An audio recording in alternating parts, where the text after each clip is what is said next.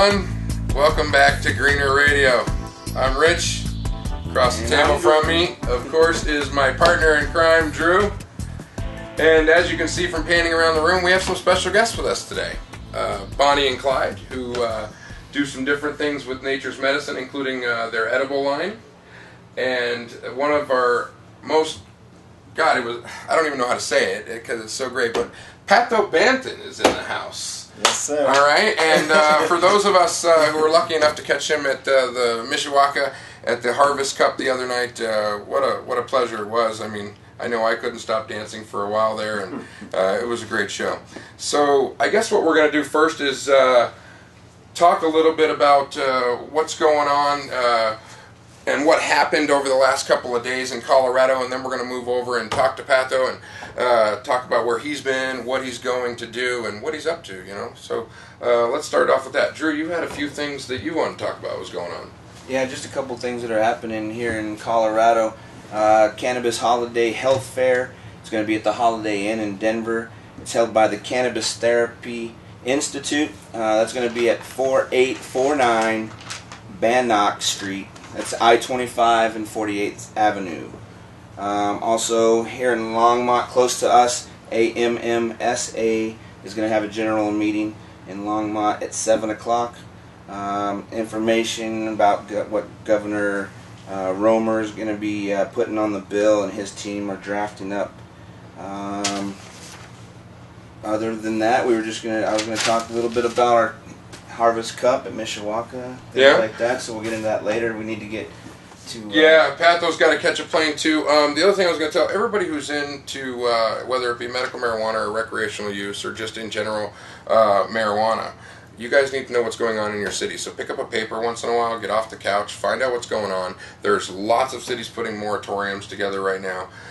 You need to be at those meetings fighting for your rights, not only as patients, but as citizens of that city. I mean, this is something that they're trying to take away from you. Don't let them do it. Stand strong, work together, organize, and we'll make it happen. Other than that, let's get this out of the way right now. Up at the Mish, the Harvest Cup. Awesome night. Who was third place was Jesse at the Healing Center, took third place with Banana Kush. Donna took second place with Mother's Finest. And you should have seen the look on her face. Wasn't that was fresh? Yeah, it was a great moment. Of course, first place went out to Denver Relief, I believe it is, with the biodiesel. Congratulations, guys. You did it. But 65 and 8, too much. Bring it down, brother. These are medical marijuana patients. We love you. If you can get down to Denver, check them out. They're awesome. You'll love the flavor. They did a really good job there, and we wish them all the luck in the world, too. You can catch them at 303-420 meds. 303-420 meds. Get some biodiesel. Cool. Right on. All right. Guys, let's move over to Pato. He's a special guest, and we had a lot of fun. Did we not the other night? Yes, I mean, it was a lot of fun. A lot of people that you got to hang out and do a lot of crazy stuff with, and you were great on stage. Thank you. It was great. It was a good evening. I saw some familiar faces, a lot of new faces. You know, and the atmosphere there was just really great too. It was. Robin, he does a good job. Yeah, very, very good. We don't want to give him too much credit. He does an excellent job there. Yes, he does. Wanted to basically, I just want to talk to you about your life in general. You were born in 1961. Yes, sir. You don't even look like you're over 30. It's funny, as we get older, I thought things would change, but still the kid in us, right? Yes, that's right. As a teenager, you were well known already. I mean, people knew exactly who you were. Yes. The Banton. I mean, yes. How did that happen? Number one MC in Birmingham, 7 years in a row, from what I understand. I mean, that's quite a feat. It is. It was a feat. It was for me. It was a natural evolution. You know, some people had to work at it, to get it there. But I was born in, I was raised by my stepdad, who was a Jamaican DJ, and he had a sound system. And our house was we had 3 families living in our house, but my stepdad managed to rent 3 of the rooms. And one of the rooms was where he kept his sound system. Wow. And every Thursday, Friday, Saturday, Sunday, he would renovate the house into a club, basically, even with the 2 other families living there. So how many people gathered around the house? Well, basically people would come in, because it was in England, so most nights was cold, but we would get about, in the back room, the kitchen and the hallway leading to the back room and the kitchen, you could easily get 100, 150 people in there. Wow. You know, amazing. And at the age of 8, I was a doorman. I was working your way up already. I was a security guard at the age of 8, and because we were selling drinks illegally, and there was people smoking and stuff in there, I would like keep an eye out, you know, to see if the police was coming. And sometimes if the police came, I'd lock the door. I'd run to the kitchen and say, "Mom, the police are outside." And she'd say, "Okay, son, here's a crate of beer. Go and give this to the police." and then I'd open the door and the police says, "Can you turn down the noise? The neighbors are complaining." And I say, "Yes, officer, this is for you." And you say, "Have a good night." You know? Don't you wish it was that? Right? So I learned the ropes pretty quickly, you know, and I basically, you know, as I grew up in that, you know, environment, I learned a lot about entertainment, learned a lot about the sound system, got very well educated on the music that my stepdad would, you know, import from Jamaica. Right. And then I started to have a desire to want to, you know, see if I could do what they did. So I started by just imitating the early singers and DJs. Wow. You know, and then eventually I said, right, let me try and write something for myself. And I remember when I was about 14, they had a big poetry contest at school. And I entered a poem I wrote about everyone trying to get on the bus in the morning.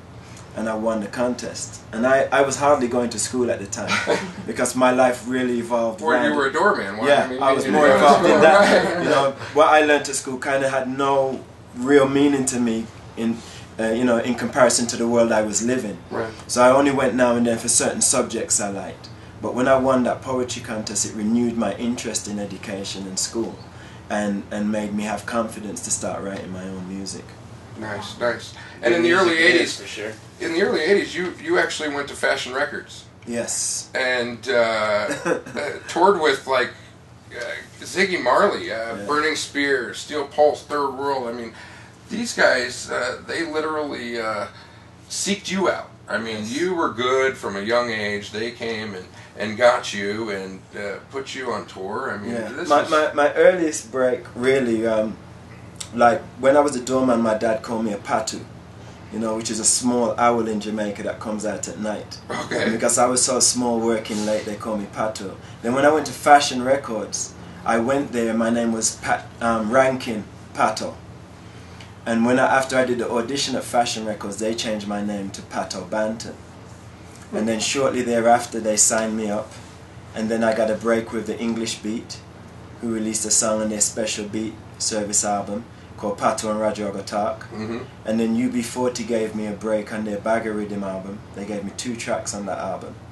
And then with the launch of those 2 major mainstream acts launching their albums, a lot of people started to take notice of who's this kid, you know, just come out of England.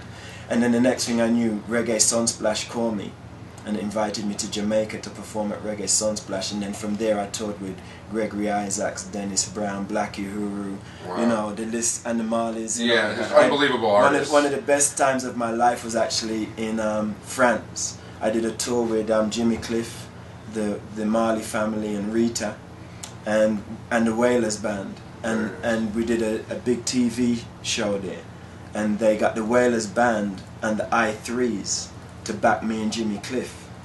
You know, and me and Jimmy Cliff was singing Iron Lion Zion. You're right, you were smiling just like that back then. You know, like just feeling the vibe, you know. So yeah, those were really, really good times. Really good times. You said you're now you went back your education when you found things you want, and that really renewed your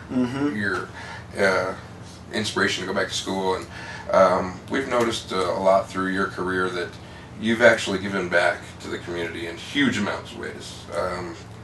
You designed a program to put music equipment and computer equipment in 16 youth centers in between the years of 2000 and 2004.